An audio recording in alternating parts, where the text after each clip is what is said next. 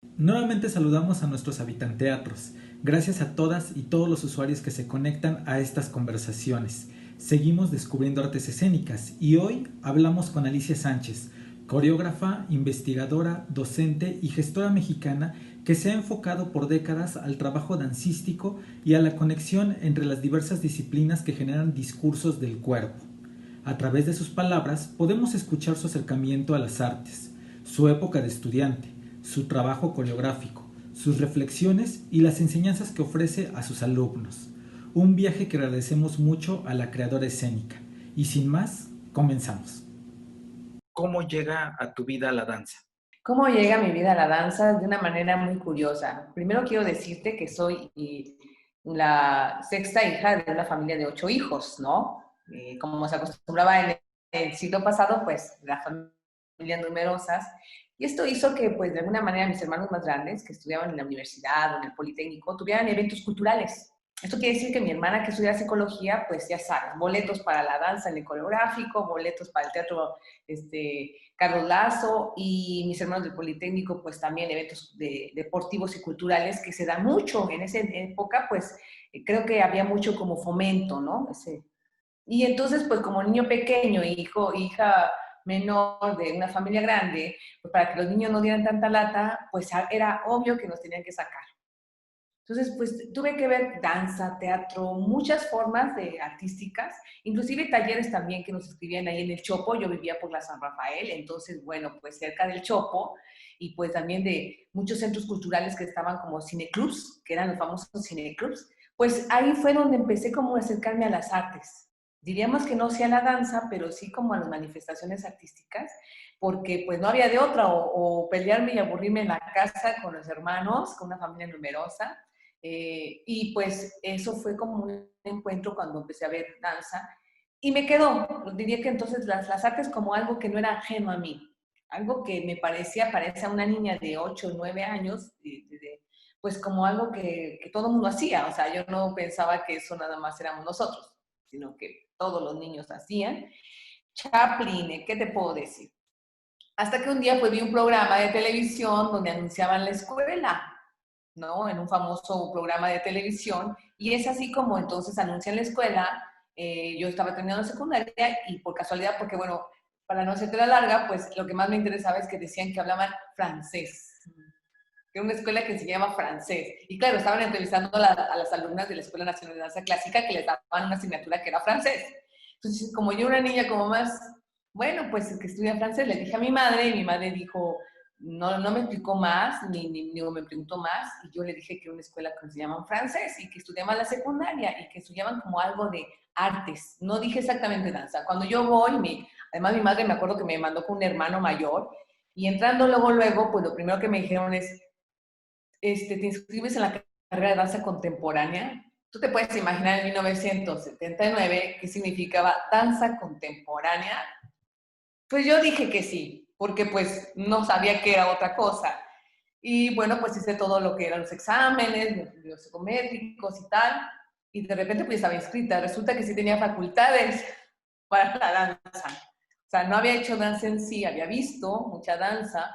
Y pues para mí, te digo, yo creo que este acercamiento a las artes en primera infancia, o diríamos en primer básico medio, es importante porque nos hace gente que no entendemos el arte como algo ajeno a nosotros, sino como una forma de estar. Y así fue como me inscribí en la Escuela Nacional de Danza.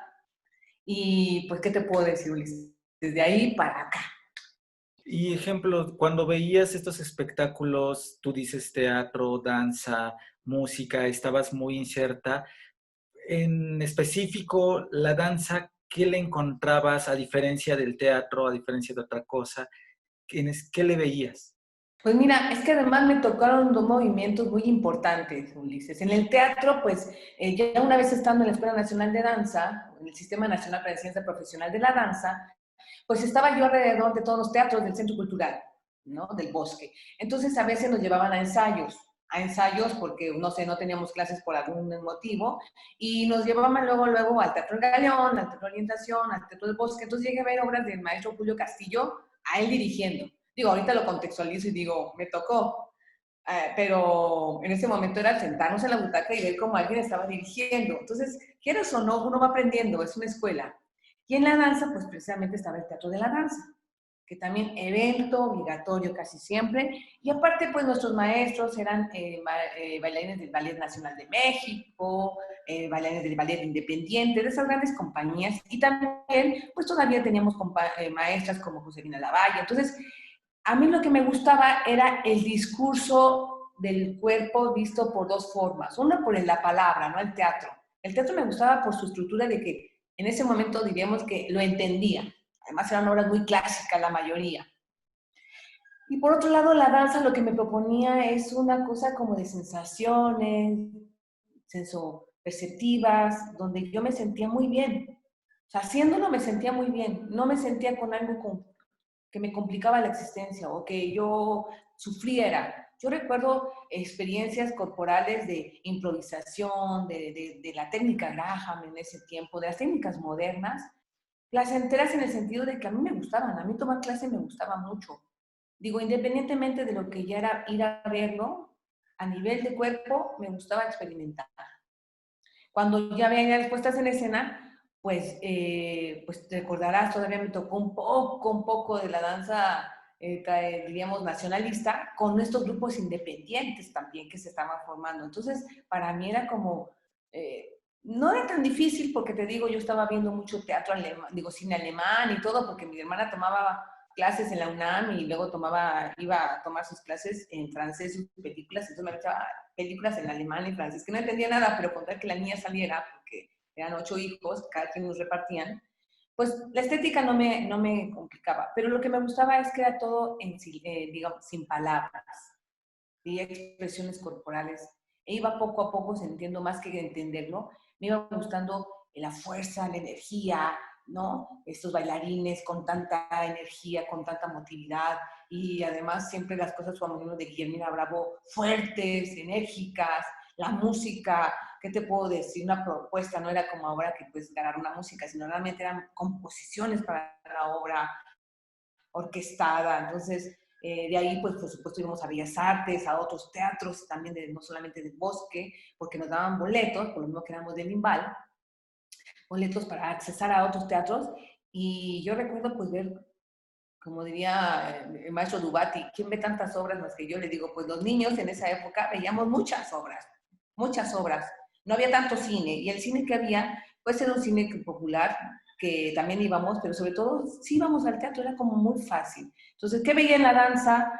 Fuerza, energía, expresión, otra manera, y mucho, ¿qué te diré? Cambios de luces, como que este trabajo también de la luz y de la energía de la música, eso es lo que me gustaba. Que después luego me gustó la ópera por eso. ¿Y quiénes, ya mencionaste a una maestra, pero quiénes eran más, eran tus maestros, tus compañeros? ¿Cómo era la dinámica en ese tiempo? Mira, en ese tiempo, pues, también quiero decirte que precisamente por estar cercanos a los teatros y cercanos también a la escuela de teatro, que estaba en ese entonces, estaba por el Teatro de Orientación, ¿no? Digo, por la parte posterior donde está la compañía, y la Compañía Nacional de Danza, pues para mí eran figuras importantes, digo, después entendí que eran figuras importantes, ¿no? Pero una de las personas que fue la que innovó y todo se llamaba Body Henkel, que era una maestra que daba al grupo Sesuco o Sico, que eran los que estaban en el Indio Listli, cuando estábamos con este movimiento de los independientes, que todavía no salía, pero esas personas me marcaron porque hablaban de la danza desde un lugar poético, desde un lugar donde no era nada más hablar de poner pasos o poner imágenes, sino hablar de la poética del cuerpo, y por eso de ahí pues también conocía Cecilia Appleton, Laura Rocha, en los grupos independientes como Barro Rojo, Contra Danza, Utopía, Danza, Teatro, que de alguna manera estaban teniendo un movimiento diferente a la danza. Entonces, pues de la gente que me quedó, bueno, siempre la maestra Guillermina Bravo. El maestro Rodolfo Flores Canelo lo conocí muy poco, ya era muy difícil conocerlo a ese tiempo. Y una gente que me impresionó mucho era Michelle Scombay, del Ballet Teatro del Espacio. O sea, fue un primer bailarín de la Ópera de París, entonces que ya radicaba en México.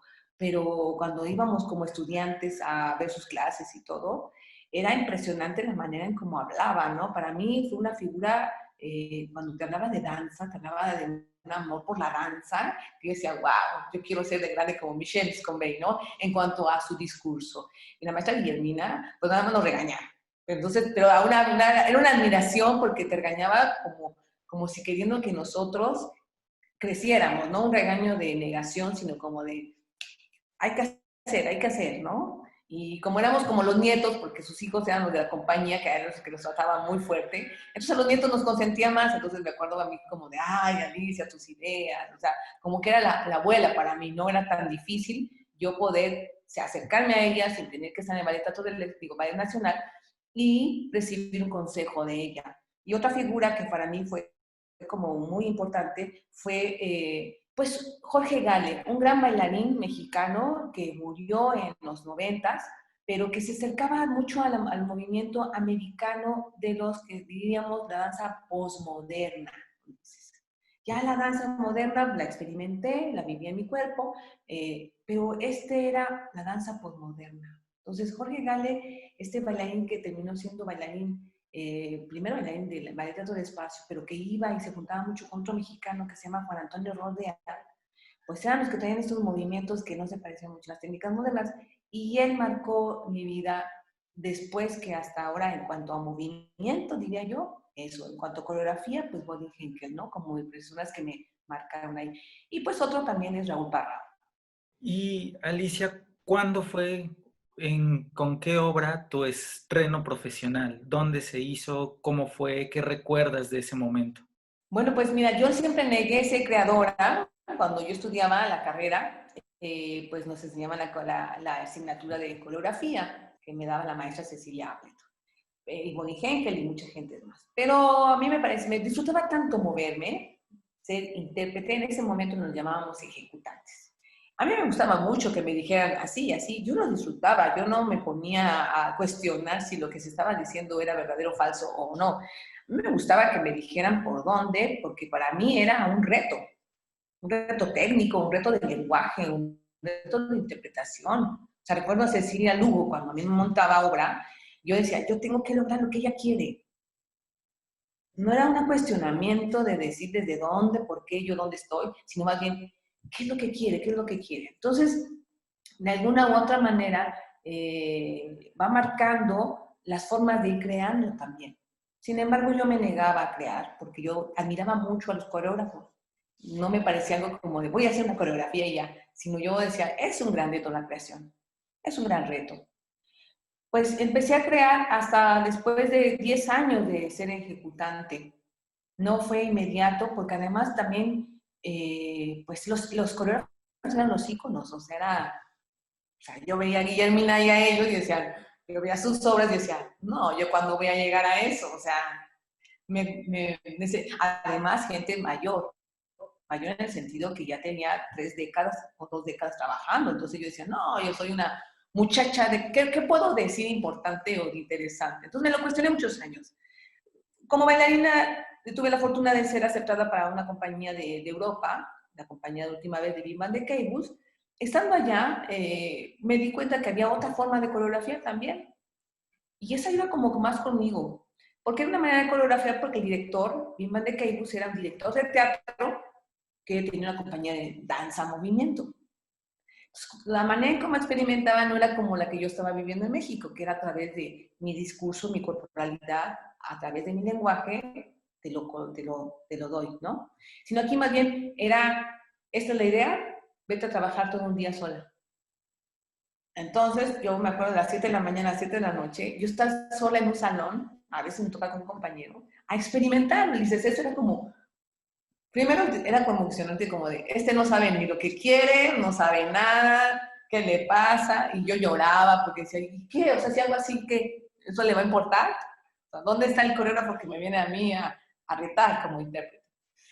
Y pues ya salíamos a las 6 y decía, ¿qué material tienes? Y ya después de haber llorado o sufrido, pues decía, esto. Y no me decía nada, no me decía, bien, sino lo grababa, al otro día una consigna. Fue muy difícil para mí porque venía de una escuela diferente. Y ahí es donde empecé a experimentar que tenía que proponer.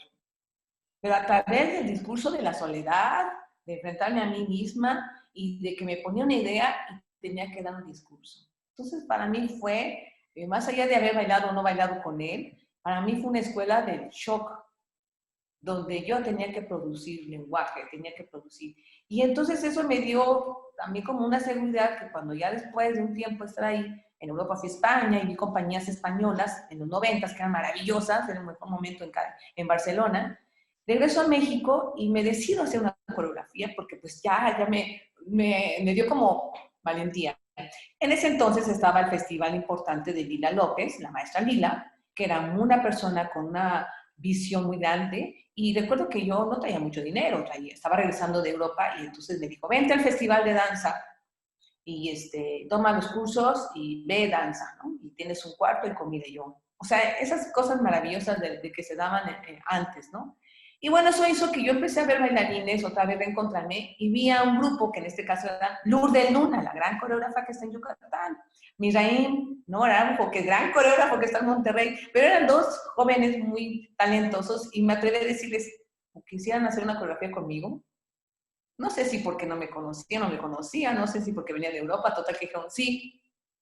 Entramos al premio Imbagua, que faltaban 3 meses por de agosto, que era el festival, a noviembre, eran los meses. Se quedaron en México, trabajamos, y pues yo ahí saqué todo lo que yo traía, y ganamos el premio Imbagua.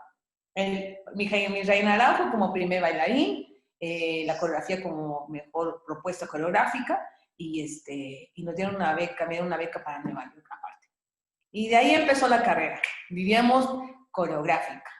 Y en Nueva York, ¿cómo fueron las experiencias? ¿A dónde llegaste? ¿Qué es lo que viste allá a comparación de, lo dices Barcelona, lo dices Europa y México? Y lo que me gusta de estas partes donde fuimos era que era precisamente investigar, explorar a través de técnicas que eran postmodernas, porque nos dieron dinero para ir a tomar clases en Uptown, que eran las compañías de Ivy Navy, las compañías más oficiales, y nos dieron Nicolais, que también la conocimos, y luego nos dieron dinero para tomar clases en Downtown, que estaban toda la gente en Movement Research, que era la gente que hacía improvisación de contacto, había más clases de Klein, clases de postmodernas, experimentales de yoga con algo más, o sea, yoga con algo más, o sea, en ese momento era para mí como, después de venir unas técnicas modernas, era como, uff. Entonces, para mí, lo que me gustó mucho es que aprendí metodologías nuevas de movimiento que tenían que ver con una exploración del cuerpo y no solamente con una dictaminación de la técnica. Entonces, me invitaron a que con todo el bagaje técnico, gracias a las técnicas modernas, yo podía experimentar ahora un nuevo lenguaje. Entonces, ¿qué me dio esas residencias en Nueva York? Que después seguí yendo, pues, experimentación corporal. No tal, lo que me dio Europa fue como conceptos, de qué manera se podía otra vez bajar, ¿no? Junto a un gran maestro como Wim van de Keijos, que era venía del teatro, que conectaba mucho con toda esta idea de lo que yo tenía del teatro, ¿no? Con César Pérez Soto, que nos daba clases. Y también, pues, con esta nueva manera de moverme sin prejuicio de que si es bonito o no es bonito, si se ve estético o no, si tiene una plasticidad o no, sino más bien una intro, ¿no? Las técnicas somáticas y todo esto. Entonces, pues me volví una coreógrafa más a esa tendencia. De ahí, para decirte algo importante, me atrevo a proponer una obra con esta hibridación que es Esperando a Godot de Samuel Beckett. 3, ¿no? Por primera vez me decido hacer una obra. Conto con el famoso coreógrafo, actor bailarín Antonio Salinas. Porque Antonio también era como yo, ya nos movíamos como así y así, ¿no? Y Antonio acababa de salir de la carrera y alguien nos dijo, ustedes deberían de trabajar juntos y empezamos a hacer. Antonio con su visión teatral, en ese entonces también Antonio estaba tomando clases de teatro con el maestro Tavira en Casa del Teatro. Entonces, diríamos que estábamos yo con esta teatralidad experiencial de tomar y de vivir, Antonio con esta vida también de bailarín formal, de carrera, pero tomando su extensión, diríamos que casi como su posgrado, pero en teatro, estaba en la carrera de teatro con el maestro Tavira. Y ahí entonces pues conversábamos, no nos parecía tan lejano poder trabajar con una obra, ¿no? Del teatro del absurdo y además en danza. Recuerdo muy bien que Irina Bravo, porque fue un dinero que nos dio el gobierno de Morelos, entonces me seleccionaron para ese apoyo Y entonces llamaban como asesores en ese momento, nos asesoró la maestra Guillermina Bravo, el maestro Mario Lavista, el maestro Alejandro Luna, eran como nuestros asesores, imagínate qué lujo. Y yo recuerdo muy bien a la maestra Guillermina Bravo que sentada, pues le tuvimos que platicar de qué iba la obra y dijo, nada. Recuerdo muy bien que lo primero, además mi equipo estaba conformado por Víctor Zapatero en iluminación, Jorge Ballina en escenografía, Alejandra Herrera en composición. Y en ese entonces estaba Eloís Kazán como vestuario también. Entonces, pues tenía a los grandes. En ese momento todos éramos asistentes, eran asistentes del maestro Luna, Víctor y Jorge, ¿no? Todos estaban como, Eloisa acababa de ser de Europa del Norte, entonces todos éramos como chiquitos ahí tratando de hacer. Y fue cuando la maestra Guillermina dijo, hay cosas que no se pueden montar en la danza. Y una de esas es Esperando Godot de Samuel Beckett. Y yo, pero lo decía como diciendo, nana, o sea, no empieces a inventar cosas, como de, no, hay muchas cosas que hacer y decir como para que tú te avientes eso, ¿no? Como de, y luego, ¿con qué experiencia? Y yo, pues entonces, casualmente a Víctor Zapatero le da hepatitis y entonces nos tenemos que encerrar con él en su departamento, en su casa, como unos 4 meses.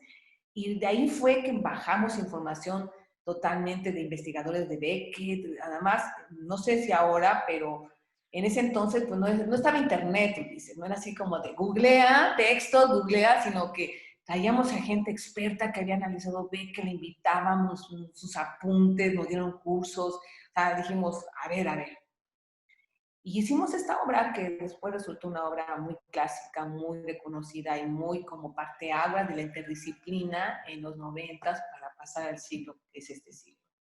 Y entonces yo más que un reto como voy a hacerlo de decirle, al contrario, me parece que la esencia beckettiana tiene que ver con corporalidad, más que con discurso verbal, aunque lo único que existe es algunas frases que se repiten en el primer y segundo capítulo, son acciones las que determinan el estado existente de estos dos personajes, que es la humanidad.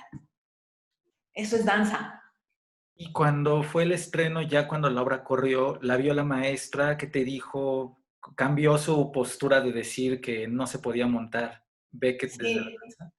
sí, dijo, lo lograste, aunque esos movimientos son muy extraños, porque hacíamos técnicas release, no nos movíamos con técnicas Graham, porque no cabía, o sea, Vladimir y Estragón tenían que ser con una corporalidad muy específica, ¿no? Yo era Vladimir y Antonio Salinas era Estragón, entonces, y todo el árbol era una escalera en un cubo cuadriculado escheriano que se tiraba hacia el público en una escenografía acotada dentro de un teatro, entonces entrabas y veías un cubo que se te venía encima, con una iluminación que se repetía cíclicamente, donde las ventanas era la manera infinita de salir y regresar, donde estaba todo cuadriculado, porque X y Y es ningún lugar matemático en el universo, y donde cambiábamos la escalera, pero el espacio no cambiaba. Entonces era como decir, no importa si el árbol está ahí o no está ahí, es el mismo lugar. Y Vladimir y Estragón siempre están ahí, ¿no? Entonces ella dijo, bien, es extraño, es más teatro que danza, pero, y el discurso corporal como que no me convence, pero lo lograste. El maestro Lunas, por supuesto, estaba fascinado porque estaba viendo escenografía, estaba viendo iluminación, estaba viendo lo que le gustaba. Y en cuanto a la música, pues Alejandra compuso con violines, con Noemí Brickman tocando la música, entonces eran cuerdas que tenía que ver con la matemática del discurso corporal. Entonces, son esas cosas que puedo decirte que si alguien me dice, ¿cuál es tu obra que más te ha llevado a crecer? Fue 3, basada en Esperando Godot de Samuel Beckett. A partir de esa obra que justamente tú marcas es mítica, ¿cuál es tu línea? ¿Cómo decides entonces seguir por la coreografía y decir, quiero decir esto porque esto es lo que necesito exponer a la sociedad? Pues mira, para mí fue bien importante esta obra porque parecería que este pensamiento beckettiano tendría que ver nada más con un estado de existencia de estos personajes que es la humanidad. Pero a mí me parecía bien político, ¿no? la existencia de querer que alguien nos resuelva algo que no podemos poner conciencia de que estamos nosotros. Y la metáfora del zapato y de los sombreros era como no nos contenemos, ni zapato ni sombrero, ¿no? Era como que todo el tiempo estamos esperando a Godot, ¿no? Y Godot que estuvo, o Dios.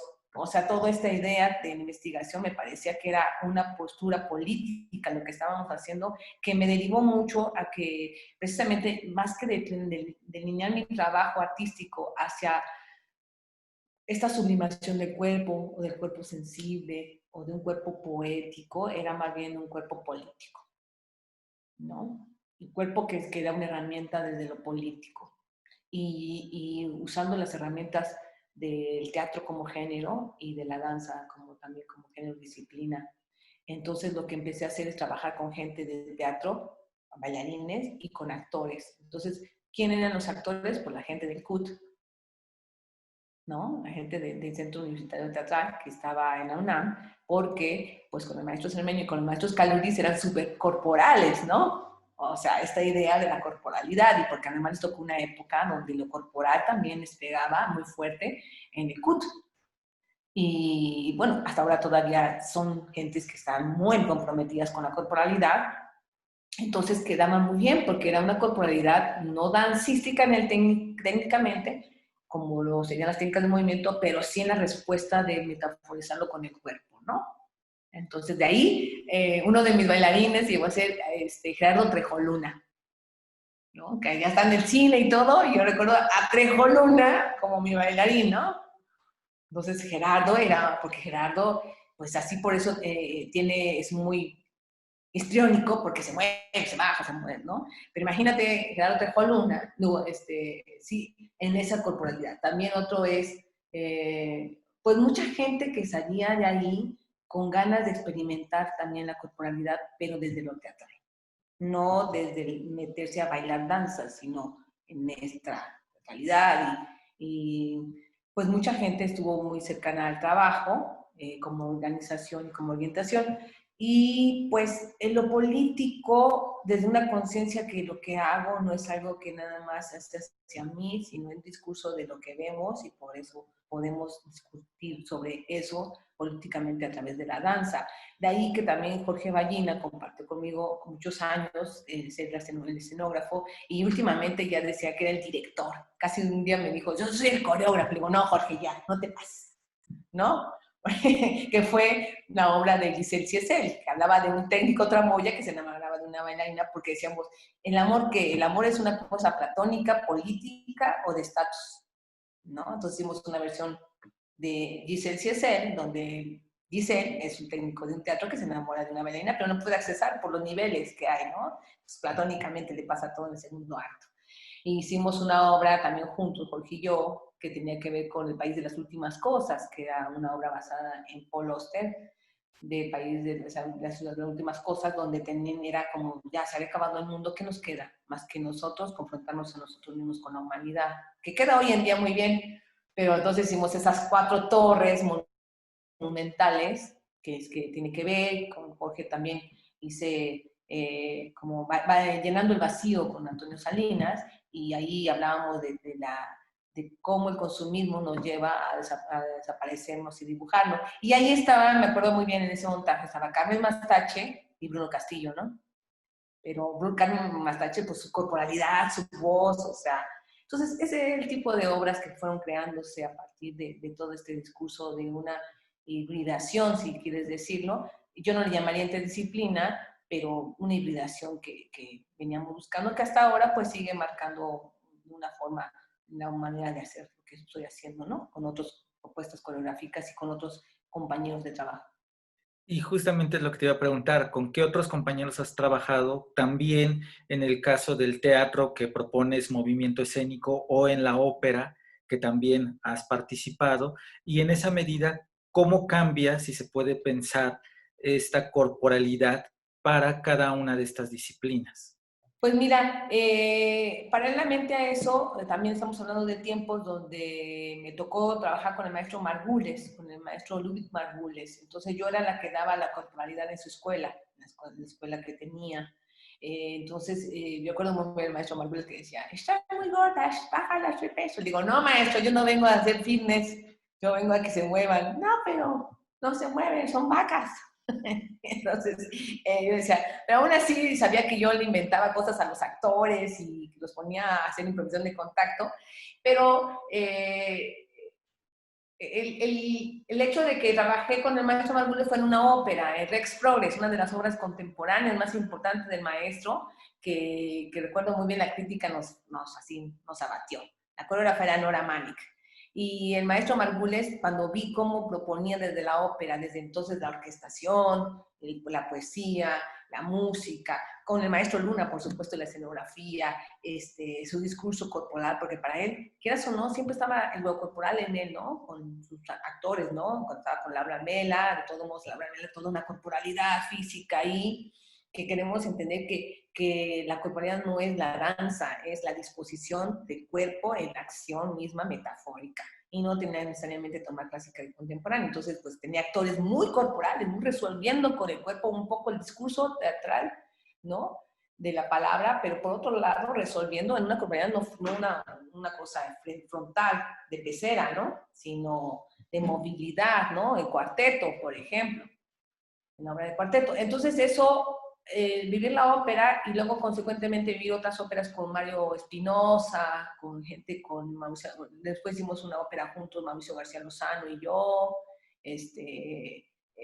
como que fue haciendo que pues la ópera es para mí el máximo representación teatral, ¿no? Porque está implícito en la música, en la poesía, en la palabra, en movimiento.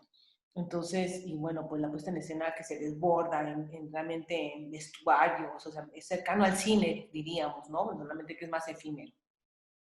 Eso me enseñó mucho también a trabajar con gente compleja en su forma de crear. Si yo no creo que si hubiera experimentado la ópera, me hubiera sido difícil trabajar con Jorge Ballina, porque Jorge es muy difícil. Seguramente si llega a vivir esto lo sabe. Y pues Víctor Zapatero, viniendo de toda la escuela del maestro Ancona, diríamos que también era como de, ver, si no me lo explicas bien, yo no sé qué voy a hacer.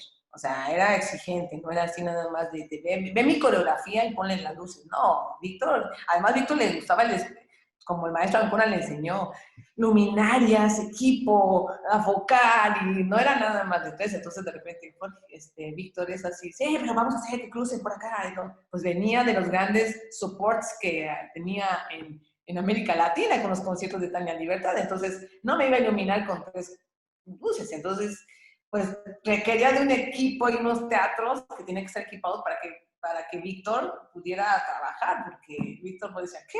¿Solo tengo tres lámparas? ¿Cómo hacer? Yo, mejor, Víctor, pero... Entonces, el trabajar en la ópera me ayudó a poder crear obras con estos dispositivos, con gente como Eloís Kazán, que también pues venía de no te compro ropa, la hago, la atrezo y la produzco, ¿no? Con mis costureras, como en la ópera. Y Jadith Bosch, ¿no? Que en ese momento éramos jóvenes y ella estaba en el circo Raus y también creaba todo lo que Israel Cortés necesitaba en cuanto a circo, vestuarios que se tejían, que se colocaban con reciclajes. Entonces, diríamos que en todas las áreas complejas aprendí mucho en la ópera.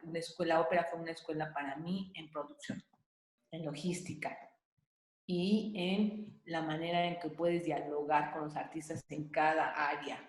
Y por eso la compañía se llama ASIC, el Teatro de Movimiento. Alicia Sánchez y quien me acompaña, no de compañía, sino de acompañante. Entonces yo y quien me los acompaña son parte fundamental de mi producción.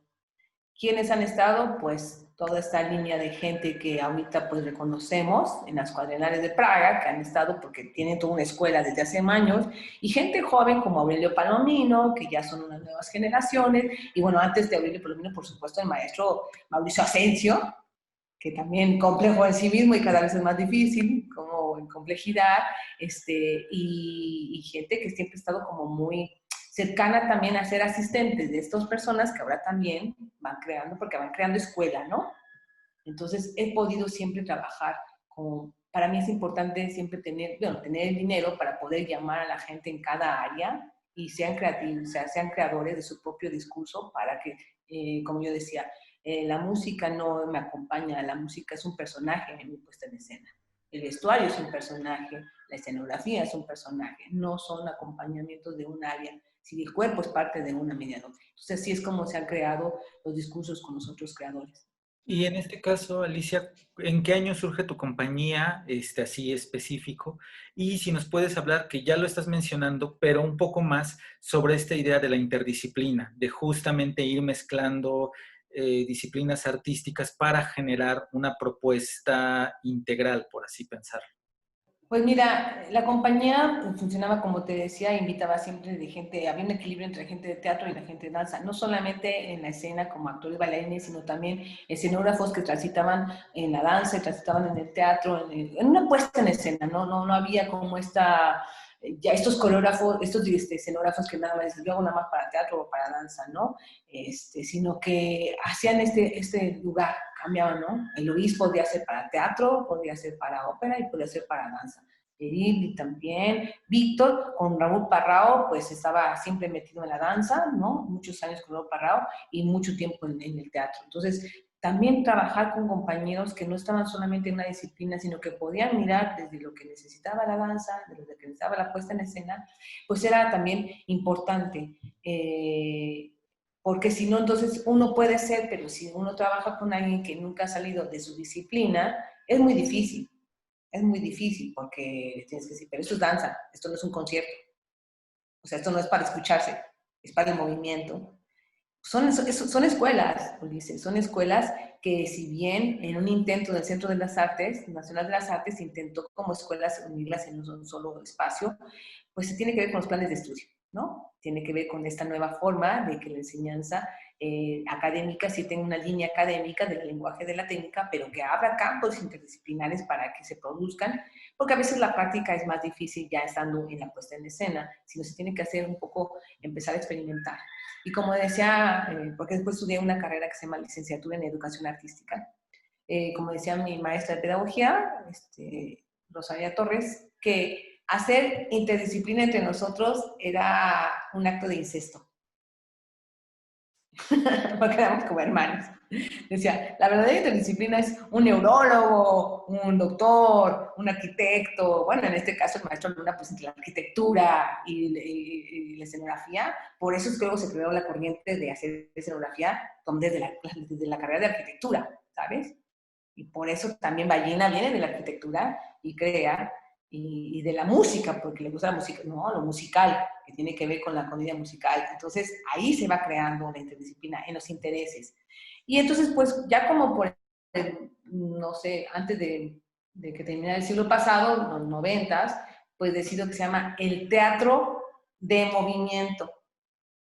Ya al decir el teatro no hablo como género, sino de la teatralidad y de no hablo de danza como técnica, sino de todo aquello que se mueve. Entonces, el teatro de movimiento. Que no era la única, muchas manifestaciones en esa época se empezaron a llamar así, teatro del cuerpo, ¿no? Bueno, y aparte, pues, hay una parte que no te he contado, pero pues fundamos la carrera del diplomado de teatro del cuerpo. Jorge Vargas, Alicia Laguna, Alicia Martínez, Antonio Peñuñuri, todas esas personalidades, pues hacemos el diplomado del teatro del cuerpo. Tiene que ver con la mima corpórea, con la técnica de Krum, que marcó a mucha gente que hoy día pues tiene unas diferentes formas expresivas que no hacen un teatro o danza tradicional, ¿no? Y de verdad me parece muy interesante porque, mira, yo cuando veo o escucho mucho de tus montajes, me parece muy interesante que siempre hay elementos, te lo planteo, ejemplos sociológicos. Me acuerdo que a veces hasta has retomado investigaciones de Foucault, que has hecho estos cruces con otras latitudes también para repensar no solamente la disciplina artística, sino también la sociedad o cómo se vive en este último que estuvo en el Benito Juárez, esta conexión entre Bolivia y México y entender también estos contextos sobre las mujeres. Entonces, siempre que escucho algo tuyo, siempre tiene que ver algo directo con lo social. Sí, yo creo que eso tiene que ver por venir de una familia donde mi padre era un ebanista, mi madre una ama de casa, y diríamos 8 hermanos, entonces la economía no era como, diríamos, pues algo que yo pudiera decir que fui privilegiada, sino más bien vengo de una familia muy trabajadora para poder vivir con lo más básico, con al día casi, ¿no? Al día un ebanista, manteniendo 8 hijos, una familia, pues, y además todos sus hijos en la universidad, en el Politécnico, en la UNAM, pues sí era, a lo mejor no costaba, pero los libros sí. O sea, recuerdo a mis hermanos tener que fotocopiar o estar en la biblioteca todo el día porque no había manera de comprar un libro, o discusiones con mi hermana y mi padre porque ella quería un libro de biología y no podía tenerlo, ¿no? Entonces, estoy cercana a la sociedad, de una manera familiar, y además, pues afortunadamente me tocó vivir en la San Rafael, ¿no? En la colonia San Rafael. Entonces la San Rafael, cercana a Santa María, a todos estos lugares donde estaba lo popular, el centro histórico, diríamos, importante, pero también está cercana a Reforma, al Campo Marte, a la Miguel Hidalgo. Entonces, para mí era, y bueno, y compartir en la danza. Cuando estás en la danza, pues encuentras a gente de diferentes clases sociales, económicamente también, y pues eso hace que dónde estoy y cómo estoy, ¿no? Y un esfuerzo de un padre que tenía que mantener, y que no es el mío, sino que más bien el de muchas familias mexicanas, que así fue la historia. No lo cuento como algo personal, sino como que así era. Fue creciendo, o sea, los hijos de toda esa generación, ahora somos otros. Y seguramente nuestros hijos son otros, y así va cambiando, ¿no? De venir de abuelos de ferrocarril o de la revolución, a ahorita tener una postura, diríamos, con mucho más accesibilidad económica. Pero venimos de toda la familia mexicana, así se ha construido, como la película de Los Hijos de Sánchez, ¿no? Y eso creo que es importante como valor humano y valor capital, que hace que uno pueda tener una visión más conciencia política, económica y cultural, que no deviene de un discurso apropiado que tenga que ver con un discurso político, ¿no? Añadido para poder tener una producción, sino que viene más bien añadido a tu forma de mirar al mundo. Yo creo que la creación no se crea, no se desarrolla a partir de una distinción estética o artística, sino de una necesidad de un discurso y de una dialéctica. Y en este caso, Alicia, con esa mirada, ¿cómo ves el panorama dancístico? ¿Cómo ves a tus compañeros, a los que que te preceden, a tu generación y a los que están emergiendo en este momento? Pues mira, tenemos algo que no contábamos, que es que si bien es una herramienta, y como dicen otras personas, son medios, ¿no? Tecnológicos, y no porque la tecnología sea ahora, sino más bien son otras tecnologías, porque la tecnología está desde que prendemos una vela o donde ya es técnica y tecnología, sino nuevas tecnologías van más rápido que nuestra manera de conducirnos humanamente. Entonces, a veces creo yo que eso nos hace pensar que nosotros estamos produciendo de una manera cuando la realidad es que no hay un producto con todo un proceso de entendimiento. Entonces, en esta época estamos viendo gente que sí lo está logrando porque dice, a ver, independientemente de todo lo que pueda ser inmediato y lo mediático, me siento, elaboro en mis tiempos y en mis formas. Y hay otro discurso que, como es todo las redes sociales, que es un discurso que está atravesado por la ficción, por una ficción mediática, y donde creemos que producir mucho o rápido es totalmente ¿no? Entonces, hoy día, pues la cosa es que están las dos cosas, están sucediendo. También no me preocupa mucho, Ulises, porque es principio de siglo. Todo lo que nos está pasando, si vemos la historia de la humanidad, siempre principios de siglo son los principios del choque, del cambio de todo. O sea, a mí no me sorprende todo lo que estamos viviendo porque ningún principio de siglo ha sido así terso, suave, ¿no? La revolución industrial está en los principios de siglo, todas las guerras, son diferentes guerras, pero entonces va a llegar un momento en que esto va a empezar a establecer nuevos códigos cuando veamos qué sí funciona y qué no funciona. Entonces, hoy día es difícil decir dónde estamos, porque estamos todavía estamos adentro, ¿no? No hemos salido. Pongo como ejemplo, una vez Dédalo estaba en el mar pensando cómo iba a ser el laberinto de Ariadna, imposible para que pudiera el rey, ¿no?, castigarla. Y entonces vio una niña que se metía al mar y cuando estaba el mar, la ola, la niña entraba, pero a punto de que la comiera, se salía y entonces caía la ola. Entonces entraba la niña, veía, podía ver como, y cuando sentía que iba a caer, antes de que la revolcara, salía. Entonces él comprendió a lo lejos, dijo, claro, mi problema es que yo no he vivido el laberinto desde adentro, sigo viéndolo desde afuera. O sea, sigo estando como un perceptor de que yo hacer un laberinto que al final tiene una salida. Entonces la única manera es que yo me vea adentro, viviendo las circunstancias y empezando desde adentro, modificarlas, y no solamente como me veo que de las cosas afuera. A mí me parece que todavía estamos afuera. No hemos logrado entender desde adentro, desde lo profundo, qué es lo que está pasando. Estamos todavía muy externos y por eso no podemos ver por dónde es el laberinto se da. No es Ariadna que hasta que dice, a ver, ¿cómo puede ser este laberinto desde lo interno? El de estar adentro, pero también tiene la capacidad de ver de afuera, por eso se le decía, Ariadna es un gran arquitecto, el primer arquitecto porque puede visionar la arquitectura, no porque la vive. Vamos a poder entenderlo. Ahorita yo creo que todavía estamos adentro y todavía nos revuelca la ola. Es difícil dar un panorama porque te puedo decir que hay nuevas cosas que me sorprenden y que digo, wow, y que digo, hoy tengo que estudiar más.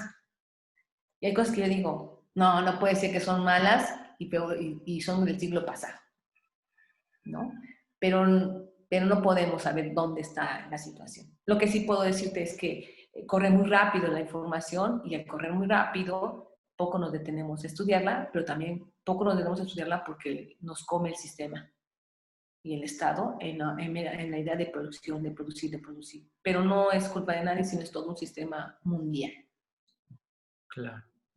Y Alicia, tú también eres docente, lo mencionaste también. ¿Cuál es una de las enseñanzas que les das así que tú dices, esto se lo tienen que llevar las personas que yo les doy clases? Bueno, pues me gusta mucho, fíjate, la parte docente. Bueno, aparte de, como te comenté, después de a los 40 años, eh, estudié la carrera de Educación Artística por la Escuela Superior de Yucatán, en el Centro de las Artes.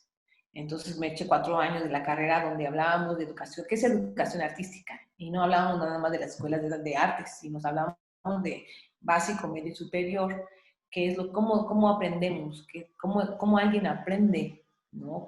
O ya la palabra ya no como aprender, cómo media la información, ya no hablamos ni siquiera de aprendizaje, ya esa palabra es vieja, cómo mediamos la información. Y entonces un poco me ayudó a establecer que sí, en sí todo docente y profesor tiene ganas de que del otro esté encontrando eso que él piensa, que es una subjetividad, ¿no? El docente tiene todo el tiempo una subjetividad, porque aunque sea 2 por 2 4, es subjetivo, ¿no? Entonces, lo que me gusta es que, y queda como huella y me parece importante, es que ellos se vuelvan investigadores de su propio hacer y que se hagan responsables de que todo lo que pase es responsabilidad totalmente suya. No puede ser responsable de nadie más. No podemos echarle responsabilidad al sistema porque, bueno, el sistema y el Estado siempre han estado, ¿no? Foucault siempre dice, tenemos que ser conscientes que hay un Estado y que no todo que todo lo que decimos está en función del Estado, pero si conoces el Estado podrás asumirlo, porque si nada más te niegas al Estado, pero no estás desde adentro, cómo el Estado funciona, pues ninguna idea tuya es totalmente libre, pero es libre en el momento que la asumes como parte de qué. Entonces, yo siempre como que, yo decía, en lugar de enojarse y molestarse porque las cosas no son como quisieran o como deberían o algo, hagan, propongan, desarrollen, inventen, investiguen, muévanse. Lo que no podemos hacer es que todo lo demás determine tu manera de hacer, porque eso seguirá, porque es parte de la humanidad. Las leyes, las reglas, las formas, ¿no? Lo establecido, no hay escape. Lo único es asumirlo y producirlo. Y les fomento mucho la gestión. Les fomento demasiado la gestión, ¿no? Les digo, en el arte todo no existe. Son palabras, son formatos, son estructuras para convencer a un otro. Porque realmente cuando es el producto, quién sabe qué de lo que tú dijiste fue, ¿no? Lo que tú tienes es lograr que ese imaginario tuyo se logre en el imaginario de otros. Y ya en la acción, pues veremos si Dios llegó ese día a ayudarte a hacer la creación o no. pero sí gestiona, ¿no? Y sobre todo ahora que estoy en una escuela que me gusta mucho, que es la Escuela Nacional de Danza Folclórica. ¿Cómo llegué ahí? Pues yo creo que llegué ahí porque me parecía fundamental estar con gente que ahorita se cuestiona, ¿no? Porque ellos dicen, no somos el archivo de la nación y no somos la nación, ¿eh? O sea, quítenos esa etiqueta de folclóricos. Producimos, creamos, desarrollamos, ¿no? Hacemos performatividad. Entonces, toda una corriente ahorita que estoy en esa escuela, me gusta porque estamos haciendo nuevos pensamientos que en otras escuelas de danza no logré. Entonces, me gusta mucho trabajar con la comunidad de la danza folclórica porque están la danza, la comunidad. Cuando vienen los informantes, pues me gusta conocer al señor que dejó sus vacas para venirnos a decir cómo baila tal danza en San Luis Potosí, ¿no? Y dice, uy, dejé mis vacas, a ver si no llego y nada más les dejé con un vecino, a ver si no se le pierden. O sea, estamos en contacto. Y todo esta idea de que no somos archivo ni vamos a archivar nada, ¿no? O sea, una vez que nos dan cosas, gracias porque no sé si lo voy a hacer, ¿no? Nada más es como apreciar cómo lo hacen ustedes, porque ni sé que ustedes tampoco es legítimo. Entonces, me gusta mucho el cuestionamiento desde dónde está. Y bueno, siempre luchando con las compañías de ballet y todo, que de repente también es importante, ¿no? Que son las estampas mexicanas, porque también es parte de un archivo que necesita la nación, pero quitarnos ese estigma de la nación. Y desde ahí parto ahora como docente en que entonces estos gentes que son muchos, ¿eh? O sea, yo tengo una clase, tengo 63 alumnos en Zoom, 63 alumnos, mientras que en Sidera Contemporáneo tendría 15, 16. O sea, hay muchísima gente. Y se egresan todos se egresan. Entonces decimos que entre 70 cada generación se van, no se van.